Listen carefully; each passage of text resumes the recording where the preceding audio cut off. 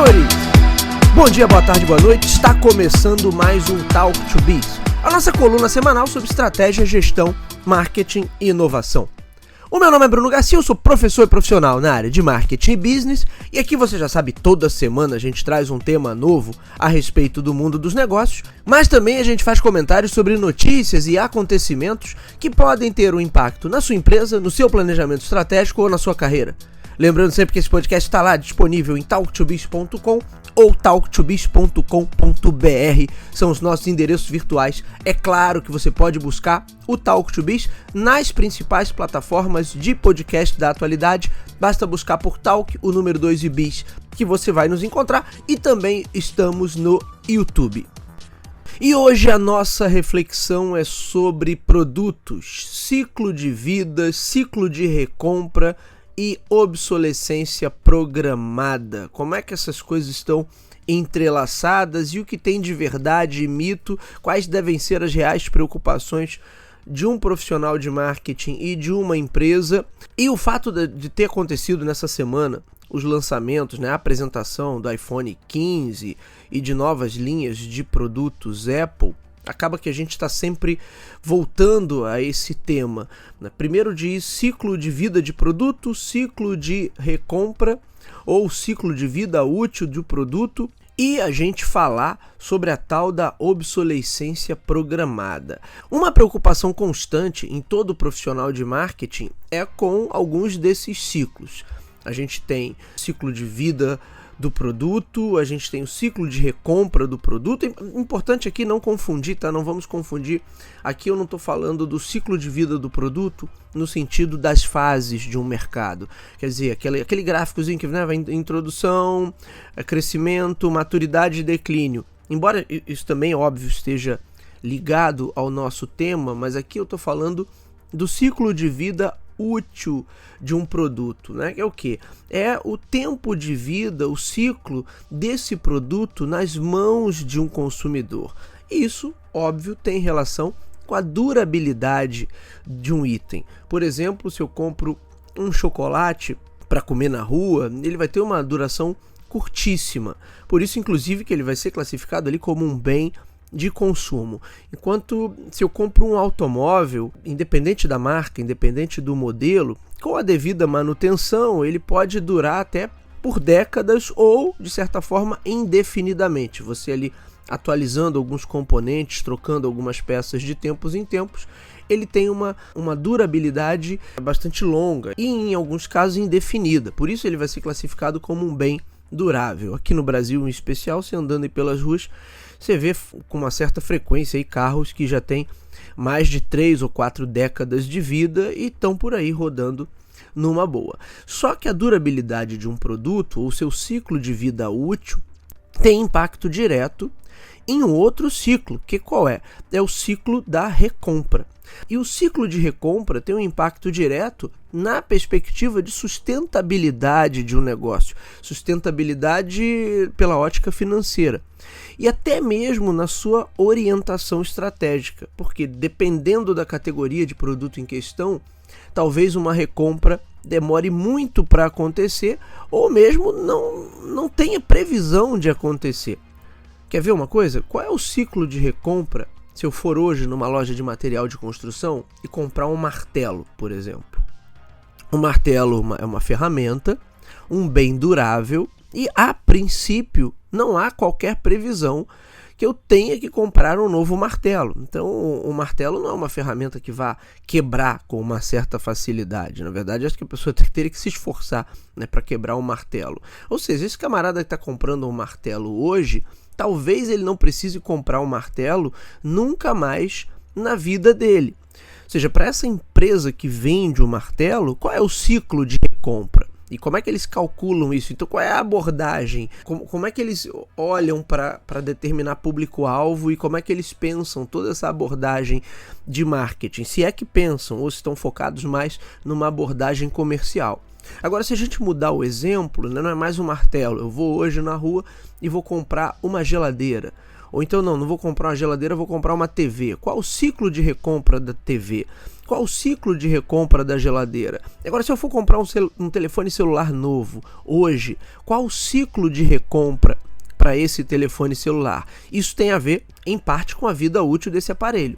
Em geral, alguns itens de natureza mais durável, eles não são trocados com tanta facilidade. Por exemplo, a geladeira, as pessoas podem até trocar a geladeira por um modelo mais novo, estimuladas ali por alguma novidade, por alguma inovação. Mas, em geral, principalmente no contexto brasileiro, a gente não pode tirar a contextualização econômica dessa equação. As pessoas só vão partir para uma recompra quando, de fato, a vida útil do aparelho, do item, estiver se encerrando.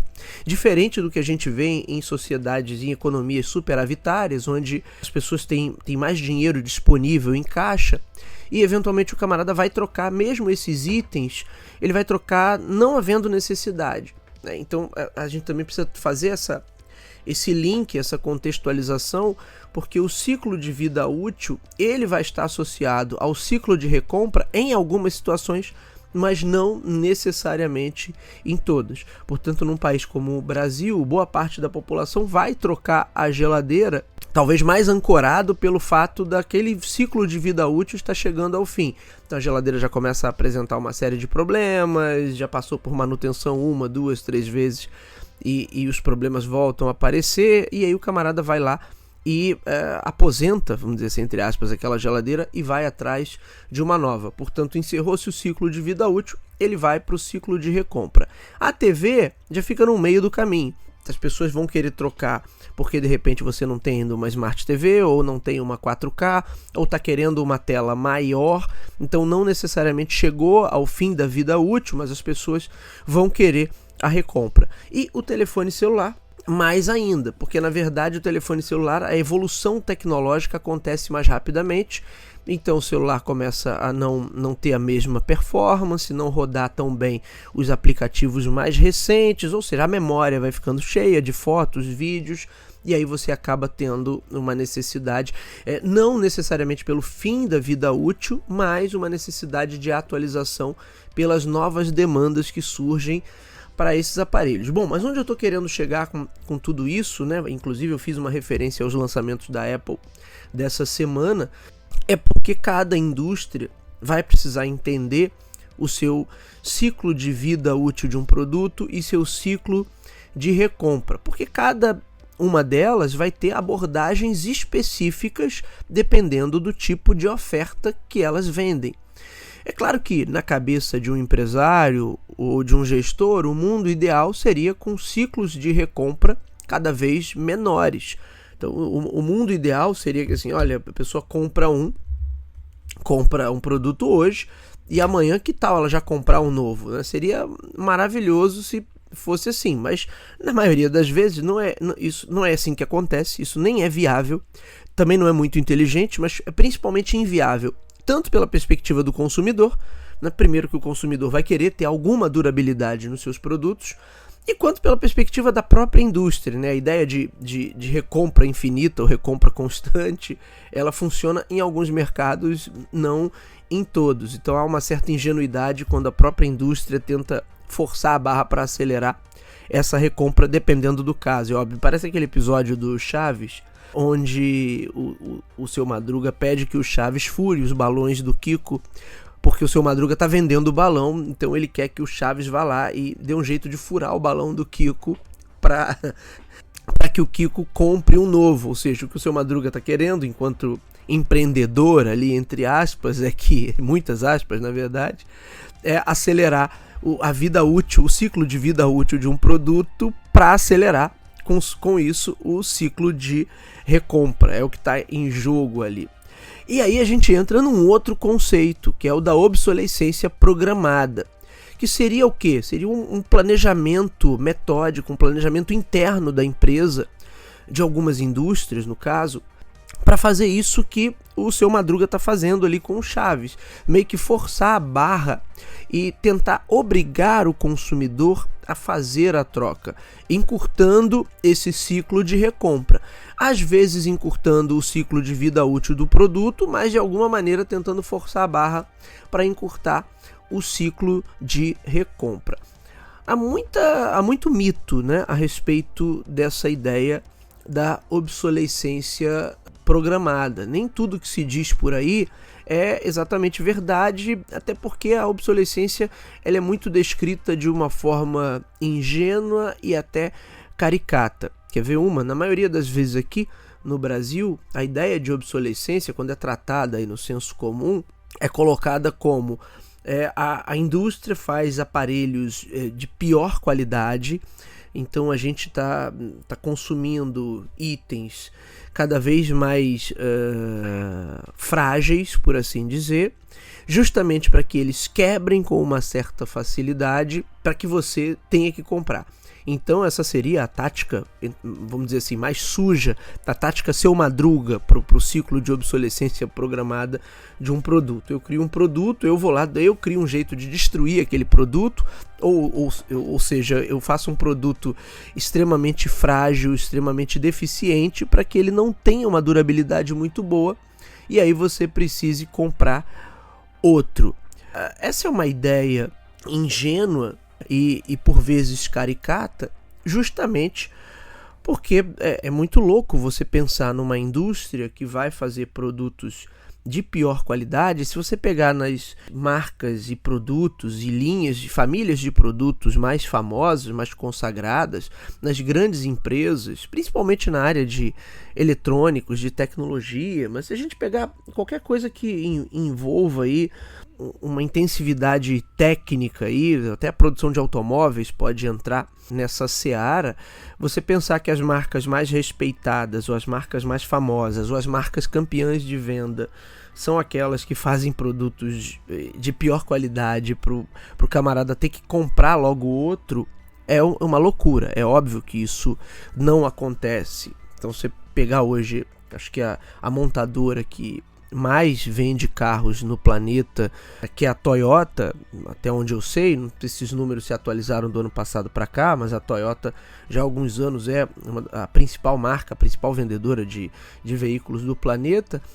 Ela não é a campeã de vendas, tampouco é a marca líder desse mercado, porque faz produtos de terceira categoria para que eles quebrem e você acelere esse ciclo de recompra. Pelo contrário, a reputação dela diz justamente outra coisa, que os produtos são de primeiríssima qualidade e que a pessoa vai ter pouquíssima preocupação, por exemplo, com a manutenção do automóvel. Se a gente citar a própria Apple, é a mesma coisa. Se a gente citar boa parte da indústria de eletroeletrônicos hoje, você tem produtos com uma durabilidade muito boa, né? Você pegar, eu tenho alguns aparelhos aqui mais antigos, né? Eu tenho, por exemplo, o iPhone 4S, aqui um modelo que, óbvio, tá fora de uso, mas se eu ligar ele ali, ele ainda funciona. Mas eu posso dar um exemplo aqui, eu tenho um iPad aqui, não lembro agora qual a geração, mas ele é de 2013 ou 2014, então já tem praticamente aí 10 anos, que, óbvio, alguns aplicativos mais novos não vão rodar nele, mas ele ainda funciona, ainda uso aqui para consumir conteúdo, para acessar algumas coisas, ainda consigo usar esse iPad, o aparelho em si está funcionando perfeitamente. Então, a ideia dessa obsolescência nessa forma meio anedótica, meio caricata, não se aplica, pelo menos para uma indústria séria. Você pode ter algum maluco que faça isso por aí, é possível que você tenha, mas não na indústria de ponta, porque óbvio que não é isso que eles vão fazer para tentar atrair o consumidor, fazer um produto de pior qualidade. Mas aí você vai me perguntar, Bruno, de qualquer forma, existe uma preocupação sim com o ciclo de recompra. É claro que existe. E vai existir sempre essa preocupação, porque, como eu disse, esse ciclo vai indicar muita coisa sobre a sustentabilidade financeira e sobre o planejamento estratégico para essa empresa, inclusive para o planejamento de marketing. Por isso a gente deu o exemplo, né, do bem de consumo talvez mais básico, mais trivial ali, que seria comprar um chocolate na rua e comer, para um bem durável, um bem que pode durar, um carro, como a gente falou, se bem cuidado, ele pode durar uma vida inteira. No entanto, é óbvio que a montadora não quer que você passe a vida inteira com o mesmo carro. Mas como é que ela vai fazer, Bruno, então, para tentar encurtar esse ciclo? Bom, primeiro ela vai criar novos modelos. criando novos modelos e trazendo mais benefícios, ou seja, os novos modelos têm que ter mais benefício do que os modelos anteriores. Seria uma insanidade também você pensar que no lançamento da Apple dessa semana, ela apresentou algum modelo novo de iPhone que traz características inferiores aos modelos mais antigos, ao 14, por exemplo, ao modelo do ano passado. Portanto, a indústria vai fazer o quê? Vai melhorar aspectos técnicos, funcionais e também aspectos subjetivos, os famosos aspectos emocionais da oferta, para que aquele novo ali, óbvio, seja mais interessante, apresente melhor performance, apresente um conjunto de benefícios diferenciado para fazer com que a pessoa olhe e fale, não, pô, esse modelo está muito legal, assim que possível eu vou trocar o meu.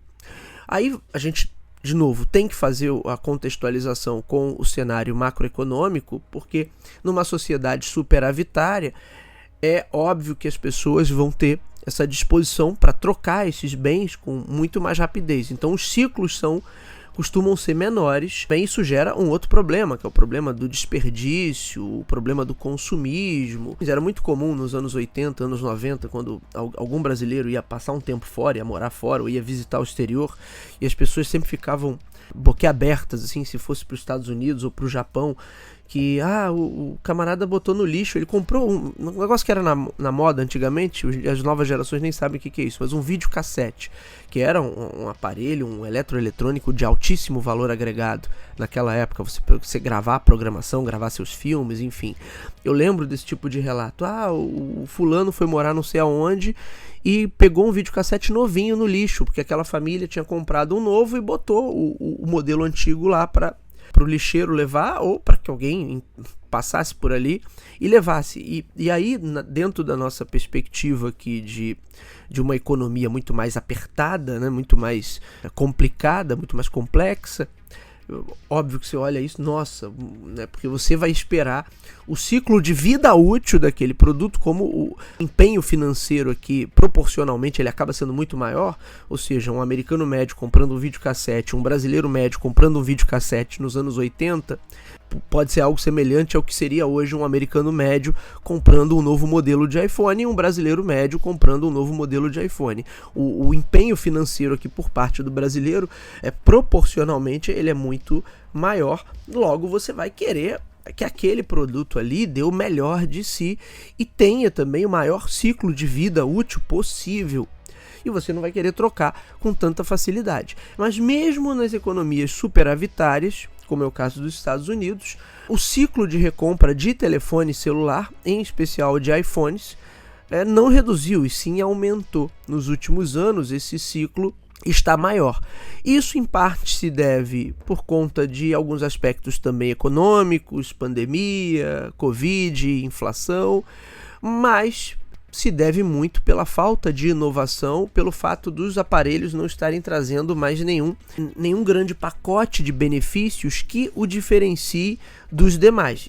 Esse é um tema que já foi tratado aqui, que eu já falei sobre isso, inclusive no último Talk to Biz Tech, a gente falou justamente sobre inovação, né, perspectiva de inovação da Apple, e realmente hoje você vê os novos aparelhos chegando com maior potência, vamos dizer assim, do ponto de vista de performance, então maior potência técnica, mas nada que seja muito diferente, ou seja, para o camarada que tem um aparelho de 2 anos, não há nenhum grande estímulo para que ele troque de aparelho, ou seja, esse ciclo de recompra para essa categoria de produto pode também estar se tornando maior, porque hoje você já não consegue dar os mesmos saltos tecnológicos ou saltos de performance como a gente via alguns anos atrás, nas últimas gerações, nas gerações mais antigas dessas linhas de produto, porque talvez o produto também tenha chegado num ponto de maturidade que ele não tem mais muito o que evoluir.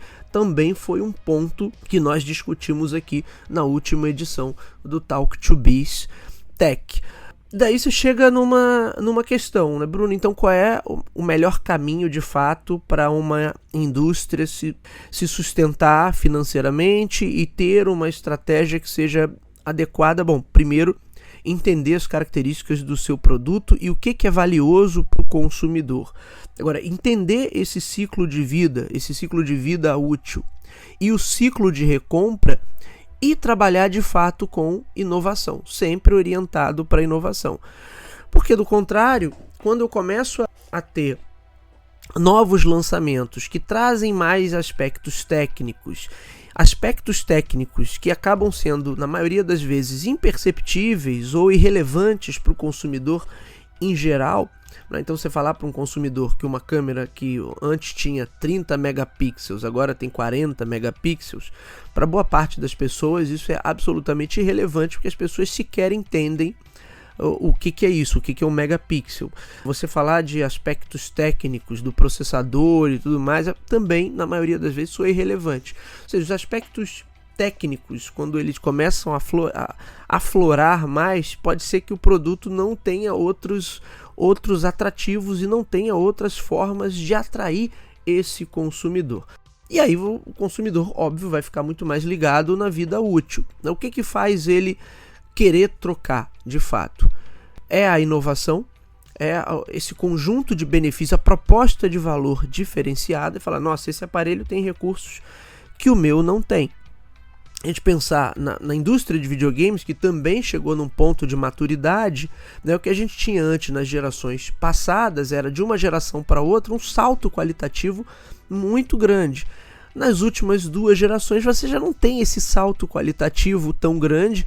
Bruno, porque eles não perderam a capacidade de inovar? Não, é porque possivelmente a categoria chegou num ponto de maturidade onde você não tem muito mais para onde correr.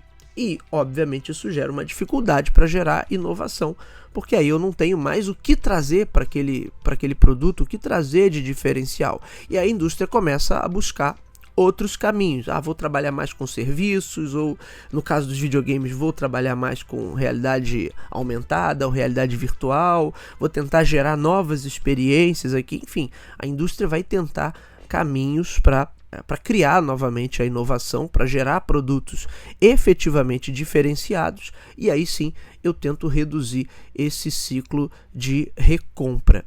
Agora, no final das contas, é claro que toda a indústria tenta acelerar o seu ciclo de recompra. Agora, qual é a maneira inteligente de fazer isso? É acelerar pela qualidade. As pessoas quererem trocar porque você está conseguindo trazer produtos e serviços, ou seja, propostas de valor que são efetivamente superiores às propostas que foram trazidas antes.